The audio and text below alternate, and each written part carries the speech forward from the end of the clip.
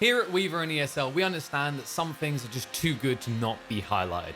Whether it's your favorite carry setting a new metric in terms of highest net worth at a point in the game, or finding that one stat that allows you to brag to all your friends and make you feel smarter than them. Or maybe it's something as simple as clipping a frustrating and annoying toenail.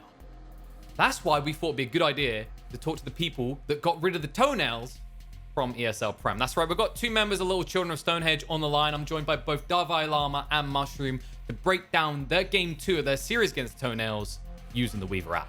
I'm joined by Davai Lama and Mushroom from the team Little Children of Stonehenge. First of all, congratulations on making it to the ESL Prem finals.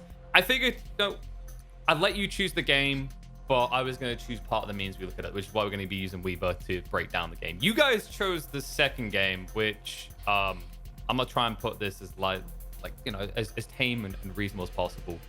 It felt like Yuma bent you over his knee, and then Omar was spanking you with his wings. And I feel like, would that be a good assessment at the start of this game for you? I say that is a one way of describing how it went, yeah. 4 minutes in, Yuma had 4 kills. I think the Phoenix was level 4. I think it was 5, to be honest. 5 kills, yeah. So humble of you. We're just going to scratch a few more points on there. It's like that person who tries to score a 3-point in tennis and they goes, no, I'll give them that one. We kind of decided quite early on that as soon as I could, I was going to leave the lane and start rotating.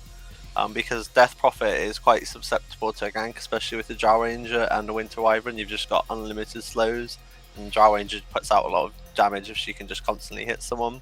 So I went mid a couple of times and it worked out well, and the same with bottom lane. So we kind of just gave up on that lane, and it honestly worked out quite well because the other 2 lanes ended up going a lot better than they would have. So now we get the even more app-related pieces. It almost feels like one of those Oprah interviews where, did you really realize it was really that bad? It's like you just see the win probably is ridiculous. It's interesting thought, actually. Do you feel like Toenails, the kind of pivot towards bot lane, do you think Toenails kind of slipped up on where they tried to apply pressure on the map? I think the bottom tier 1 tower was probably, they wanted to take it obviously because they wanted to get to create some more farm space on the map, slow us down. Yeah, also the PA went Battle Fury as well, which was very fortunate for us because it meant it also gave us that time and space to farm, because it meant she wasn't going to be joining fights, she was going to be farming. But if she had like a Desolator and put pressure on us straight out of the lanes, obviously they won top lane. Slarda had the highest net worth in the game at 10 minutes, I'm pretty sure.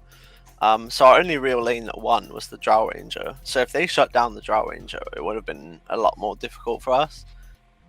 So yeah, that could have been a big part if she had went Desolator and just joined her team and fought and put pressure on the Drow, because the Drow was our only saving grace that game. We had lost both the other lanes, and as you saw, the Drow Ranger did kind of carry our game. Yeah, that's kind of the beauty of Lifestealer, right? Like when you draft it, usually you have this mid that can kind of be the true carry, right? I feel like that's a kind of repetitive pattern. Is Lifestealer, he can be the big kind of almost a one-punch man type hero where he free crits someone, but he can also just be this ridiculous tank. Yeah, just by his armlet, Assault Cuirass stands in front and just impossible to kill. As soon as you get him low, he just infests something and you've committed so much stuff to him, and then they just reset the fight. He's on full HP, he's got rage back off cooldown, and you're in exactly the same position as you are 15 seconds ago. However, the enemies are missing some ultimates. 6 minutes in, we can see the Toenails, they're starting to look favored, right? Was this kind of how you measured the success on that top lane and the bot lane, or did it feel more worrisome to you than say around 60%? I think the first 6 minutes were a bit worrisome because I really had nothing. Yeah, definitely. But then I think before 10 minutes we got the 2 kills on the DP and the PA. They tried to kill. Yeah, we got that triple kill top where me and Snapfire both teleported in. I guess they didn't know both supports would be level 6, so obviously it's a fair assumption to make that we can't defend this at this tower even if we teleport him. And I think that was really a big turning point. And so yeah, up until that point where those 3 kills happened, I think it was fair to say that we were definitely in a much worse position than 60%, is what it felt like, at least.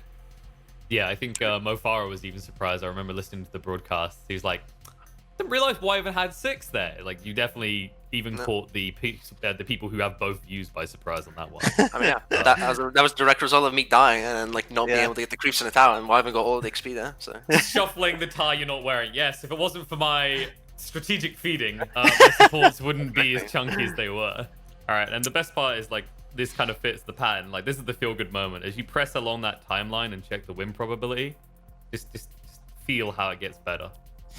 yeah, There is never a doubt in Weavr's mind. It's like, yep, this is. I mean, the crazy children that dance around Stonehenge. They're gonna win this.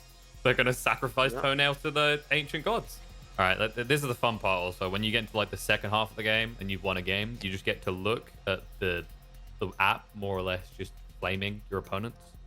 Has made 0 assists in the last 5 minutes, is now the bottom 3% for core DPs this patch with a total of 0 assists 19 minutes in.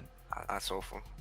All right, guys. Well, that is all we've got time for here. Thank you again for joining me. Rounding out thoughts, anything you want to say to your friends, your family, your fans, or maybe your opponents in the grand final? I say thank you to Weavr for enabling this interview. Thank you to ESL UK for organising the ESL UK Premiership. It's a blast to play, and to Tegan and his crew, we're coming for you. He sounds too nice when he says these things.